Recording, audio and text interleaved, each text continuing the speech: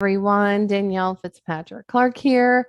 I am your host and the CEO of Influence Builder, host of the group Influence Builder. And I'm so glad you guys are joining me today for the live stream. Hold on, just getting rid of a couple things. If you guys do comment, I don't see the comments in the Facebook Live app. So I will comment back. So by all means, hi to everyone. I will make sure that I follow up on comments and everything after I'm done the live. So I appreciate you guys coming on and joining me today. So we're going to talk about the missing piece, the missing science piece that a lot of people aren't integrating into the sales process, or they're integrating something similar, but it's often not quite to the degree that it can be. So the missing science in sales and marketing, I'll say sales and marketing, is it's actually the psychological. It's more, and it's not even so much the psychological as it is empathy. And it's so interesting because I know they don't necessarily teach empathy in school. So um, it can be really interesting when people and sometimes people understand, they understand the psychology piece, but they miss the other piece, which is the empathy. So what does that end up looking like? That ends up looking like people who focus a lot on the pain point of their ideal client. So I don't know if you guys have ever experienced different variations of sales. I know as a marketer, one of the things that I do is that I take an interest in the sales process, not just in the sales process of myself and in our company, but also in the sales process of my clients and how they handle sales, and also in people who are trying to sell me. In fact, a lot of times I will jump on sales calls when I'm interested in a program. And instead of just going in to talk about the program, what it can do, because I'm pretty decisive. When I know what I want, I go for it. And sometimes if I'm really not sure, then there's going to have to be some kind of a process for me to go through, um, a sales process for me to say yes. And it has to be a heck yes for me these days because there's just too much to do. So I don't know if you guys have experienced sales a lot or if you've done a lot of sales, but one of the things that I have noticed is that when people are really good at sales, or at least when I'm aligned with people who are really good at sales, there's empathy involved. So yes, they understand where I'm coming from. Yes, they understand the challenges that I'm facing. And yes, they can empathize. They can empathize enough so that there's a connection and then lead me into a place of growth and solution. So, like I said, it doesn't always happen. Sometimes what happens is people they just poke at the pain. And you absolutely want to bring anything that's challenging and painful to the surface, right? Especially for an ideal client. You don't want to just poke at it. So what does that mean? Well, there's a difference. There really is a difference in these processes by using psychology in sales. And one of the ways that, and it's just, and in some people it works great for and it works for them. What I'm saying is that for me and for my clients, this usually doesn't align. And you'll know it doesn't align if you've experienced it. So the experience that I'm talking about is that if you are if you are out there communicating and someone is trying to sell you, instead of them supporting, they'll say things like, "Well, you need to fix this." Or, "Well, isn't this bothering you? Don't you want to do better?" Or something like that. They'll question. So, and it is a form of playing up the pain a little bit, and they'll go a little bit too far, right? And you can tell that this is happening based on how you feel during the conversation. If you're actually tapped into how you feel. So if you leave a conversation feeling a little depleted, like you're doing a lot of things wrong, You'll never get it right unless you hire this person. You probably have just experienced what I like to call um, the dark side of NLP, the dark side of the neurolinguistics programming. And what that looks like is the person that is usually trying to sell you has discovered a weakness or what you think is or what you know or may not know is a weak point. And instead of supporting, they poke it and tell you it's wrong. So that's kind of a sales process. And like I said, it does work. I mean, I can't say that it doesn't, because I've seen it work over and over and over again. So what is it that I'm trying to say is like, if that doesn't feel good to you, there's a better way. So I'm not saying there's a right or wrong. I'm just saying if it doesn't feel aligned to you, there's another way. There's another way to engage in the sales process. There's another way to sell people and to be aligned with that sales process. And it's really pretty simple. You can absolutely take notice of where someone is feeling challenged, where they're feeling stuck. And what I usually do in this situation is I let them tell me. So that's the first rule is I don't say where I can see them stuck unless they've asked me to specifically, unless they say, well, what are you seeing, Danielle? And I'll say, all right, here's my interpretation of what I'm hearing. And I'll say it. And then I'll follow it with, does that resonate with you though? And they'll either say yes or no. So it's very conversational. Um, and then the other times I will ask them, like, where do you feel like you're most stuck? And how, and I say it specifically feel instead of think. So I actually will lead people to feel and to experience and then to tell me what they're feeling just with one word. So a lot of people will say, what do you think is keeping you stuck? I will say, what do you feel is keeping you stuck? And sometimes they'll tell me what they think is keeping them stuck. And so I'll ask them again. I'm like, that's great. And I really can tell that that's what you're thinking. And what I'm asking is for you to tell me what you feel is keeping you stuck. Like, let's just talk about the emotional piece. And I do that so I can step into empathy and I can step into understanding. And I can step into how the emotional piece is really affecting where they're stuck. So it's just a switching out of words.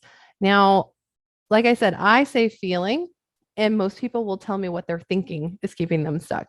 And it's great because I do want to know what they're thinking. So, what I say to that is that that's a process. So, if people are, and most people that come to me because they're looking for strategy, they automatically are thinking. And that's great. We want people thinking. I do want people thinking. I want them to really get it, to really get what's happening with their online business.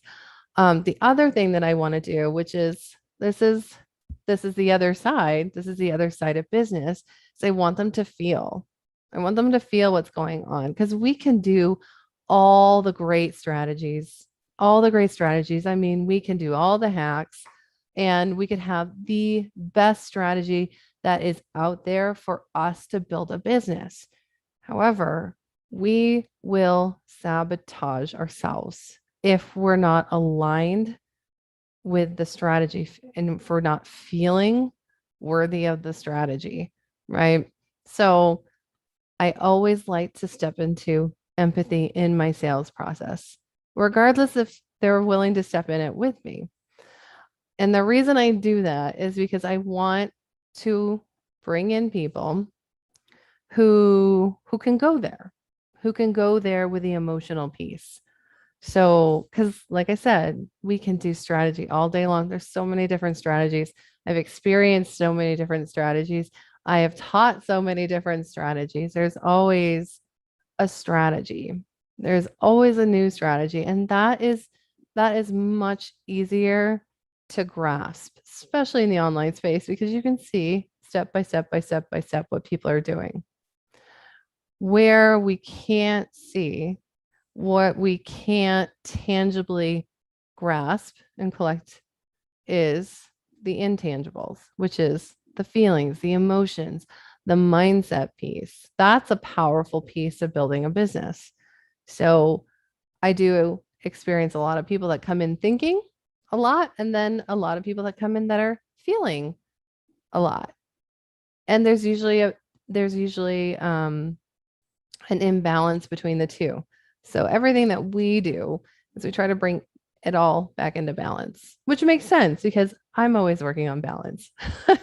I'm always working on balance. So it's one of my favorite things to teach because I'm always learning. I'm always digging into it. And it's the same thing that I say to everybody else. I'm like, really, whatever you're teaching is usually something you're working on. It's usually something and that makes you the perfect expert for it because you're open arms, like I am willing to learn more about this. So you're going to be 2 steps ahead, or 1 step ahead, or even pacing with your ideal clients side by side. And that's a really wonderful experience too. So with the sales process, let's give you something tangible.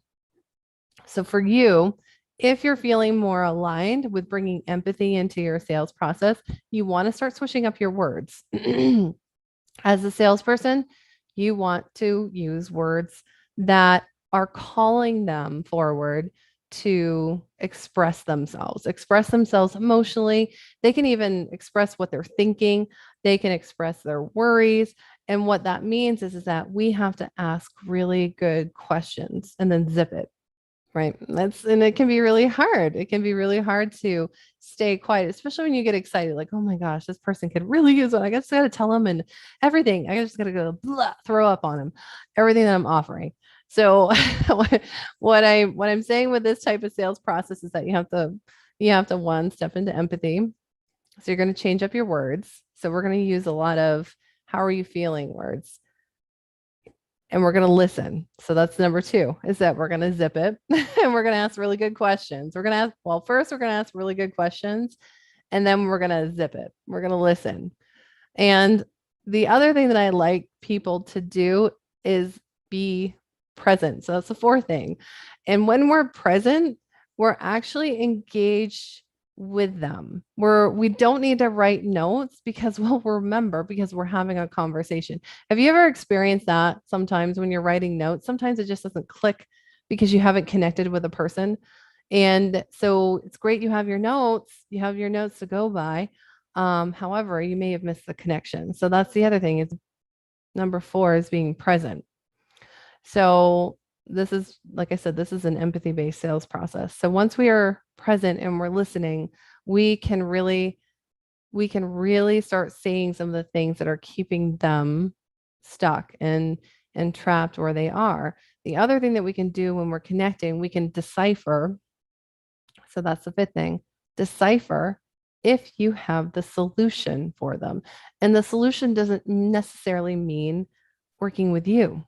Sometimes the solution is working with one of your colleagues or one of your clients.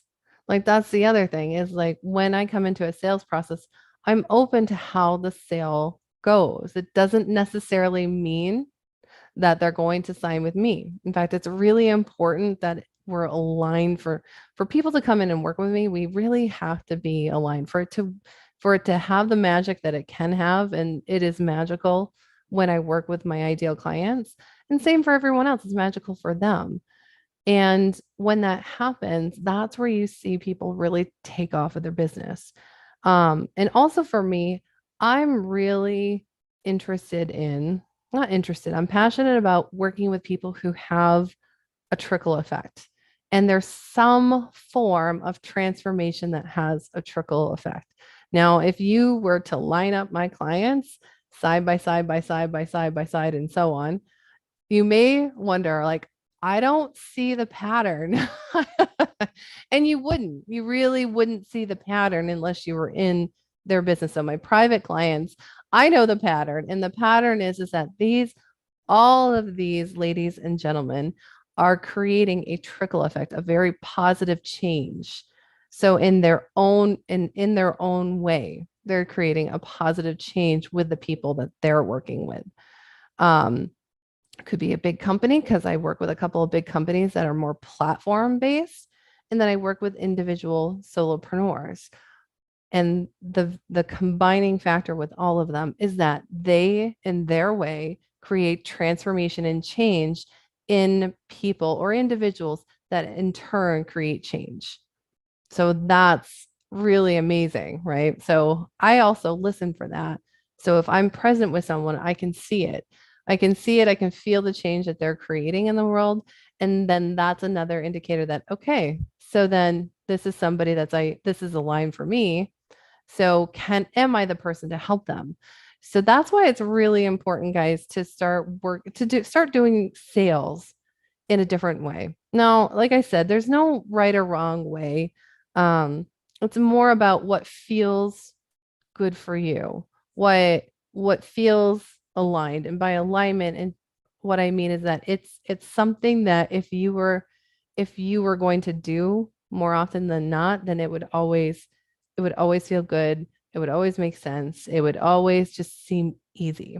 So alignment usually equals it just feels easy. It doesn't feel hard. It doesn't feel like I'm fighting against an invisible wall. So that's kind of what I'm finding in the sales process that works really well for me and it works really well for my clients. It's not scripted, it's more connection. It's more connection, it's more empathy. It's not telling anyone they're wrong. It's not telling anyone, oh, you're so right either. It's more about what is it that's going to move you forward?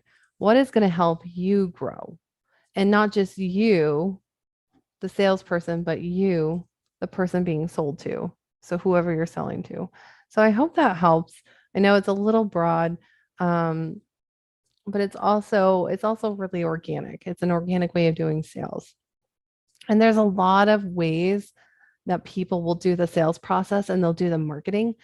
And we'll dig into that a little bit later. And it's just what's happening in the online space. And like I said, it doesn't mean that it doesn't work. It doesn't mean that some of these things don't work. It's all based on, do you like it for you? Do you like it being done to you?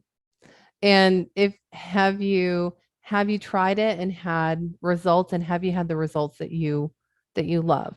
And this is the other thing, guys, is that you'll know that it's not for you if I mean, you could be having results and the results are you're getting sales. And how does that relationship with that client go? So the results aren't just in the sales, the results are in the relationship with the client down the road. So if it goes really well, then there's a lot of transformation that happens, a lot of wonderful things that happen till the end of the program. And then it's a beautiful parting or it's a beautiful extension on. If it's not, that's something to look at with your sales process. And we all do it. We all do it. We're always having to tweak our sales process. We're always having to come back in and reassess. It's the same thing that I described with you guys when it's launching. One of the things that most people don't do is that they don't watch the after event replay. Same thing with your sales process. And it's just a longer game because sometimes you guys are signing people on for a year, you're signing them on for 6 months, and then you have to reassess at the end of that. And if you haven't gone back to reassess how the whole cycle of that sales process went, which means, yes, you sold them. Yes, you completed the program. Now it's time to assess, was that ideal? Was that a wonderful experience? Is that what I want to rinse and repeat? And it could be an and what do I need to tweak to maybe bring in people that are more aligned, or maybe to be more clear on what it is that I'm offering, or maybe to hold better boundaries. So there's all these pieces that go together in the sales process. It's it's it's only it's only going to help. So that I will leave you guys with when you look at your sales cycles as not just the sale, but the actual experience with that sale with the client all the way to the end and afterwards, then you can really start making some tweaks too on your sales process. So I hope that helps you guys. And if you're not aligned with it, you don't have to do the sales process. Some of you guys may be thinking, oh my goodness, that seems like a lot of work. And if that's how you're feeling, then it may not be for you too. I love the growth piece of it. I love improving. Um, yes, it's about efficiency for me, but it's also about growth. Like I'm very growth mindset. And it serves me really well to do that. Like I said, if it's not aligning with you, it may not be time to look at it, or it may not be for you. It may not be aligned for you. So I hope you guys have a wonderful day. Again, I can't see comments right now, but you can leave them for me and I will follow up. And if you have any questions, please feel free to ask. Bye for now.